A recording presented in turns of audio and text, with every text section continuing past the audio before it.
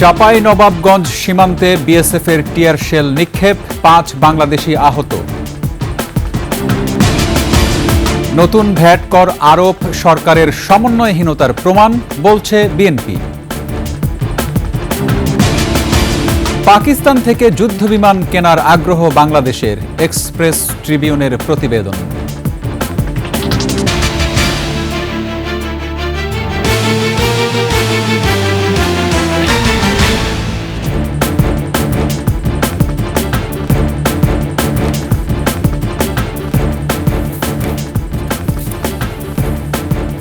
শুনছিলেন সংবাদ শিরোনাম। আমন্ত্রণ 21 সংবাদে, সাথে আছি রক্তিম ত্রিপুরা। দর্শক, 21 টেলিভিশনের সংবাদ একই সাথে সরাসরি দেখতে পাবেন আমাদের ফেসবুক পেজ www.facebook.com/2124 অনলাইনে। এছাড়া সাবস্ক্রাইব করতে পারেন www.youtube.com/@21etv চ্যানেলে। চাঁপাইনবাবগঞ্জের শিবগঞ্জ উপজেলার কিরণগঞ্জ ও চৌকা সীমান্তে ভারত বাংলাদেশের গ্রামবাসীদের মধ্যে সংঘর্ষে 5 জন আহত হয়েছে। আগে থেকে বিএসএফের কাঁটা তারের বেড়া নির্মাণ নিয়ে তেতে থাকা সীমান্ত এলাকায় প্রথমে ঘাস ও গাছ কাটা নিয়ে প্রায় 3 কিলোমিটার জুড়ে ছড়িয়ে পড়ে উত্তেজনা। বিজিবি বিএসএফের পতাকা বৈঠকে শান্ত হয় পরিস্থিতি। চাঁপাইনবাবগঞ্জ প্রতিনিধি আমিনুল ইসলামের তথ্য ছবিতে ডেস্ক রিপোর্ট। শিবগঞ্জ উপজেলার কিরণগঞ্জ সীমান্তে বিএসএফ ও ভারতীয় নাগরিকরা বাংলাদেশের অভ্যন্তরে ঢুকে আম গাছ কেটে নষ্ট করে ফেলে। পরে বিজিবি এবং বাংলাদেশিরা একসঙ্গে তাদের মোকাবেলার চেষ্টা করে। স্থানীয়দের অভিযোগ, ভারতীয় জনগণ বাংলাদেশি ভূখণ্ডে প্রবেশ করে চৌকা সীমান্ত এলাকায় কমপক্ষে 30টি আম গাছ এবং শতাধিক বরই গাছ কেটে ফেলে। পরে বিজিবি এবং স্থানীয়দের প্রতিরোধে তারা ডালপালা ফেলে চলে যায়। চৌকা সীমান্তে বিএসএফের কাঁটাতারের বেড়া নির্মাণ নিয়ে আগে থেকেই ক্ষুব্ধ সীমান্ত এলাকার মানুষ। ঘটনার পর সীমান্তের অন্তত 3 কিলোমিটার এলাকা জুড়ে উত্তেজনা ছড়িয়ে পড়ে। দুদেশের সীমান্তবর্তী এলাকাবাসীর মধ্যে ধাওয়া পাল্টা ধাওয়া হয়। বিএসএফ সাউন্ড গ্রেনেড ও টিয়ার শেল নিক্ষেপ করে। আহত হয় অন্তত 5 বাংলাদেশি। আমাদেরকে যে তীর মেরেছে আমাদের অনেক জনগণকে। ভারতের বিএসএফ কে নিয়ে কিনা চায়রা নিয়েছে, মনে করে বাংলাদেশের কাজ কাটে বাংলাদেশের একটা বিজিবির আঙুল কাটে দিয়েছে। বিকেলে বিজিবি বিএসএফ এর পতাকা বৈঠকের মাধ্যমে পরিস্থিতি শান্ত হয়। সময় চলে গেছে, কোনো লাইনে কোনো ভারতীয় নাগরিকও নাই, আপনার কোনো বিএসএফ সদস্য নাই। সীমান্তের উভয় পাশে বিজিবি বিএসএফ এর অতিরিক্ত সদস্য মোতায়েন করা হয়েছে। সমর ইসলাম, ডেস্ক রিপোর্ট, 21 টেলিভিশন। অর্থনৈতিক ভিত্তি তৈরির দিকে মনোযোগ না দিয়ে শুল্ক ও কর বৃদ্ধি করছে অন্তর্বর্তী সরকার। সরকারের এই সমন্বয়হীনতা ও অদক্ষতা মানুষের দুর্ভোগ বাড়াবে, এমন মন্তব্য করে বিএনপি নেতারা বলছেন, আওয়ামী লুটপাটের বাজেট থেকে বের হয়ে জনগণের চাহিদা বিবেচনায় অন্তর্বর্তী বাজেট দেয়া উচিত ছিল।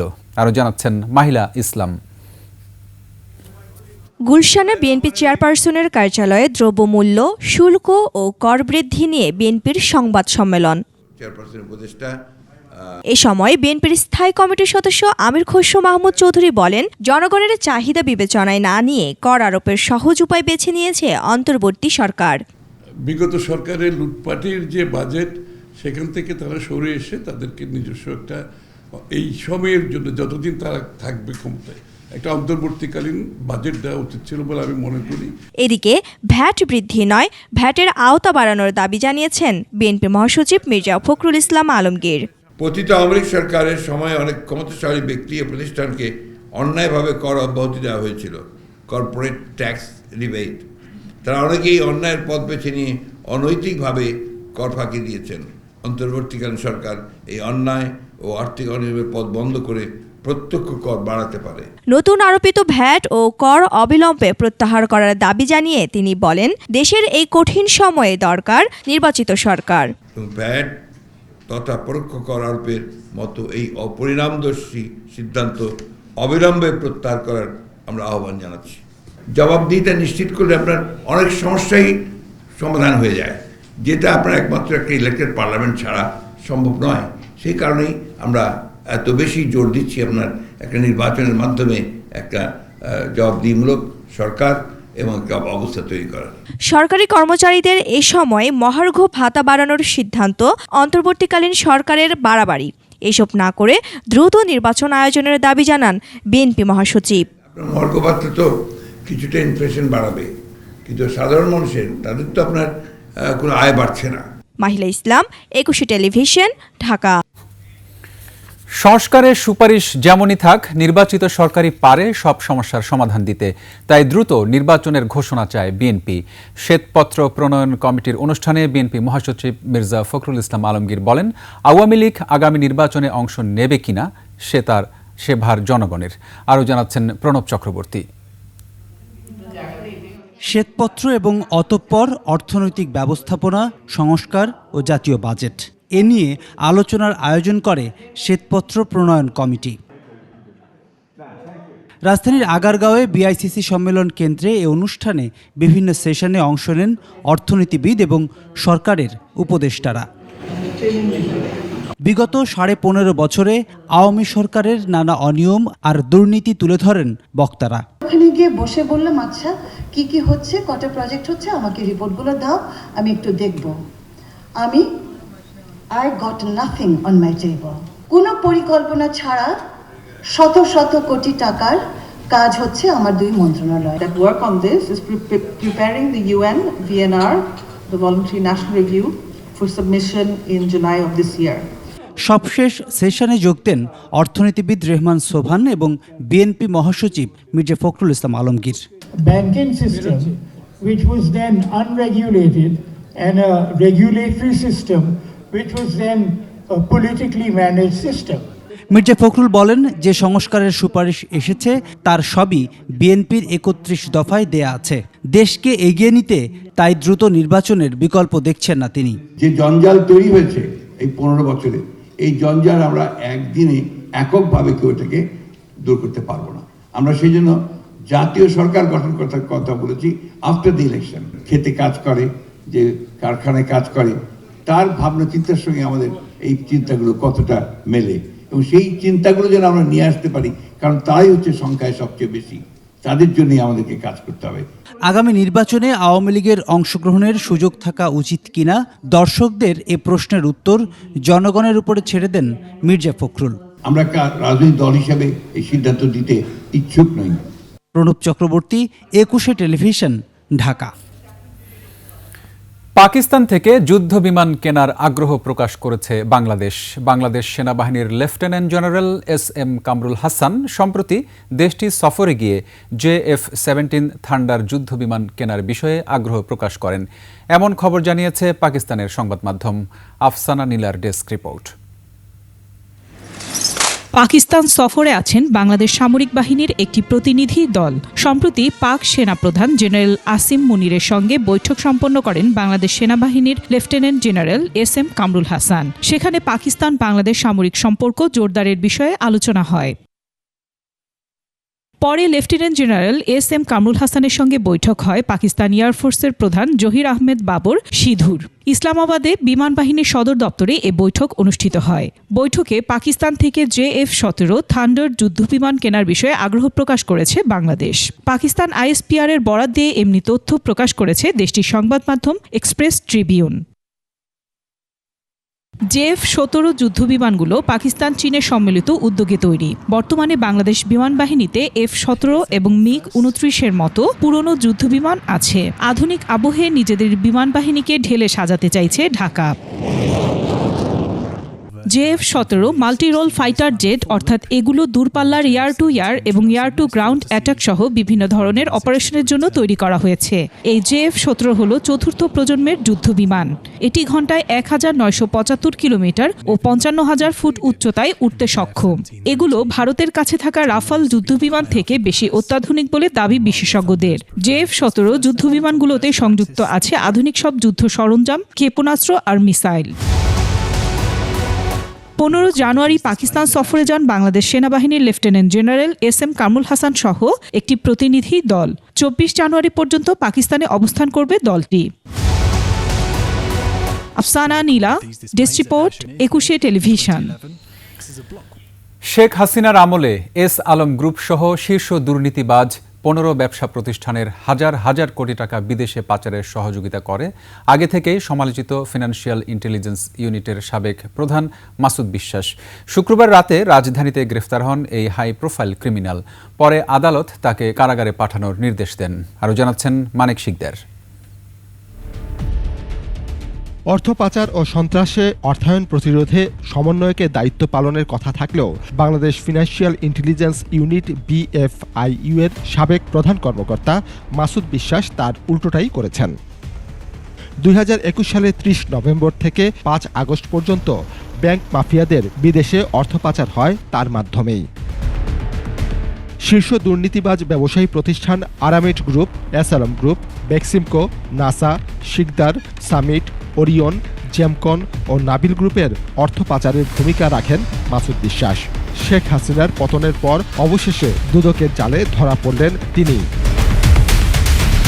স্কাই ক্যাপিটাল এয়ারলাইন্সের উড়োজাহাজ কেনার অনিয়ম, NRB কমার্শিয়াল ব্যাংকের চেয়ারম্যান তমাল পারভেজের 5,000 কোটি টাকার লুটপাট, হিমাদ্রি লিমিটেডের ব্যাংক হিসেবে অস্বাভাবিক লেনদেন, তালাকা গ্রুপ, SA গ্রুপ ও আনোয়ার গ্রুপের অর্থ পাচারেও জড়িত ছিলেন এই মাসুদ বিশ্বাস।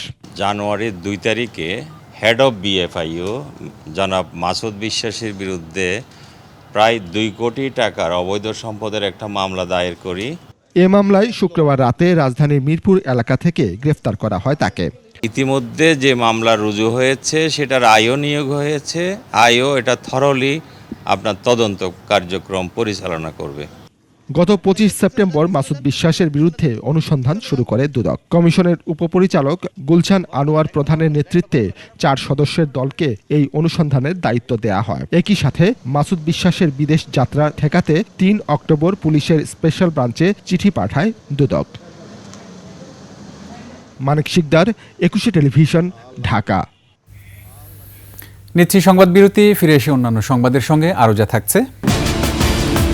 আওয়ামী ফ্যাসিস্ট দোসররা বিমানবন্দরে এখনো বহাল, ক্ষুণ্ণ করছে ভাবমূর্তি।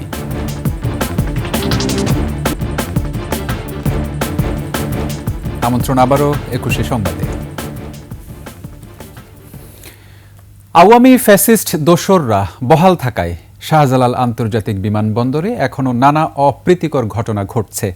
প্রশাসনের কঠোর নজরদারি সত্ত্বেও বিমানবন্দরের ভাবমূর্তি ক্ষুণ্ণ করতে তৎপর রয়েছে একটি চক্র। তাদের কারণেই যাত্রী হয়রানি সহ বিভিন্ন আপত্তিকর ঘটনা ঘটছে। তবে দোষীদের বিরুদ্ধে কঠোর ব্যবস্থা নেওয়া হচ্ছে বলে জানিয়েছে বেসরকারি বিমান চলাচল কর্তৃপক্ষ। সঞ্জয় অধিকারীর রিপোর্ট। আওয়ামী লীগ সরকারের পতনের পর অন্তর্বর্তী সরকার দায়িত্ব নেয়ার পর বিমানবন্দরের যাত্রীদের, বিশেষ করে প্রবাসীদের নিরাপত্তা নিশ্চিত সহ বিশেষ মর্যাদা দেওয়ার ঘোষণা দেয়া হয়। কিন্তু বাস্তবে ঘটেছে তার উল্টো। গত কয়েক মাসে শাহজালাল বিমানবন্দরে একাধিক যাত্রী হয়রানির ঘটনা ঘটেছে। কয়েকজনকে মেরে আহত করার অভিযোগও উঠেছে ফ্যাসিস্টদের কয়েকজন দোসরদের বিরুদ্ধে। যাত্রীদের অভিযোগ, বিমানবন্দরের নির্বাহী পরিচালক group captain Kamrul Islam, aviation সিকিউরিটির প্রধান উইং কমান্ডার জাহাঙ্গীর হোসেন সহ বিগত আওয়ামী লীগ সরকারের কয়েকজন দোসর এসব ঘটনার সঙ্গে জড়িত। জুলাই অভ্যুত্থানে বিভিন্ন হত্যা মামলার আসামিরা আওয়ামী দোসরদের সহায়তায় বিমানবন্দর দিয়ে পালিয়ে যেতে সক্ষম হয়েছেন বলেও অভিযোগ রয়েছে। তবে বেবিচক চেয়ারম্যান বলেন, 5 আগস্টের পর বিভিন্ন ঘটনায় দোষীদের বিরুদ্ধে ব্যবস্থা নেওয়া হয়েছে। একটা ঘটনা ঘটেছিল 8 তারিখে, যেটার ব্যাপারে আমরা স্টার্ন অ্যাকশন নিয়েছি প্রতি সব পক্ষকে। এটা ক্যানোপি বাইরে, এয়ারপোর্টের বাইরের সাইডে হচ্ছে এবং হয়েছিল একটা 8 তারিখে। আর আগে যেগুলো আপনার কিছু ফুটেজ দেখেছেন, এগুলো ফুটেজ অনেক পুরনো, 5 আগস্টের পর বিভিন্ন সময়ের ফুটেজ আছে। তো ছোটখাটো জিনিস ছিল, যেগুলো আমরা প্রত্যেকটা জিনিসের ব্যাপারে আমরা তদন্ত করে প্রত্যেকটা জিনিসের আইনগতভাবে ব্যবস্থা নেওয়া হয়েছে। যাত্রীদের নিরাপত্তা বিঘ্নকারী কাউকে ছাড় দেওয়া হবে না বলেও জানান তিনি। বাট আমাদের তরফ থেকে আমরা সর্বোচ্চ ব্যবস্থা নিয়েছি যেন এরকম ঘটনা না ঘটে। গেছে ঘটনার পরে আমরা ওই এরিয়া কিন্তু আইন শৃঙ্খলা অনেক বাড়িয়েছে, স্পেশালি ক্যানোপি এরিয়াতে, আপনি দেখেছেন নিশ্চয়ই। তিনি বলেন, বিমানবন্দরের নিরাপত্তা আরও জোরদার করা হচ্ছে। সঞ্জয় অধিকারী, 21 টেলিভিশন, ঢাকা। এবার আভিভা ফিন্যান্স লিমিটেড বাণিজ্য সংবাদ।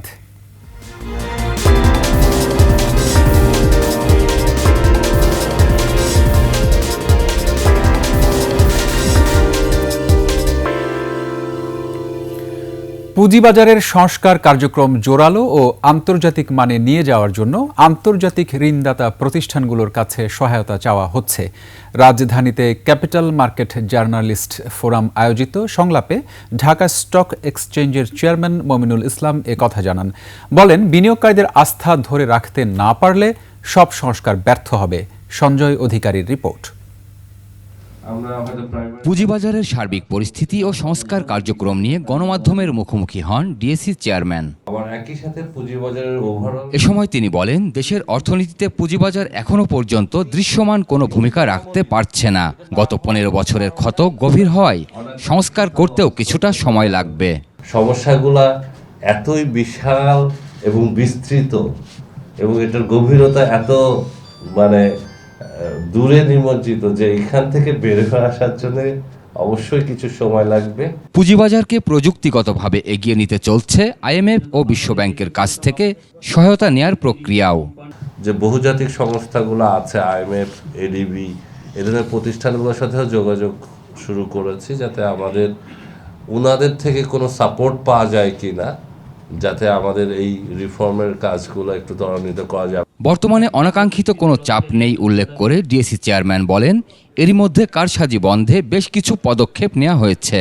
অতীতে যেটা সবচেয়ে বড় দুর্বলতা ছিল, ইনসাইডার ট্রেডিং অ্যান্ড ম্যানিপুলেশন, সেই জায়গাটাতে জিরো টলারেন্স রাখা, এইটা নিয়ে আমরা কাজ করছি। স্বল্পমেয়াদী সংস্কার শেষে জুন মাস নাগাদ শেয়ার বাজারে স্বাভাবিক অবস্থা দেখা যাবে। আমরা পুঁজিবাজারকে কাঙ্ক্ষিত জায়গায় দেখতে পাবো। এবং সঞ্জয় অধিকারী, 21 টেলিভিশন, ঢাকা। শেষ করছি 21 সংবাদ। যাবার আগে সংবাদ শিরোনামগুলো আরও একবার। চাঁপাইনবাবগঞ্জ সীমান্তে বিএসএফ এর টিয়ার শেল নিক্ষেপ, 5 বাংলাদেশি আহত। নতুন ভ্যাট কর আরোপ সরকারের সমন্বয়হীনতার প্রমাণ, বলছে বিএনপি। পাকিস্তান থেকে যুদ্ধ বিমান কেনার আগ্রহ বাংলাদেশের, এক্সপ্রেস ট্রিবিউনের প্রতিবেদন।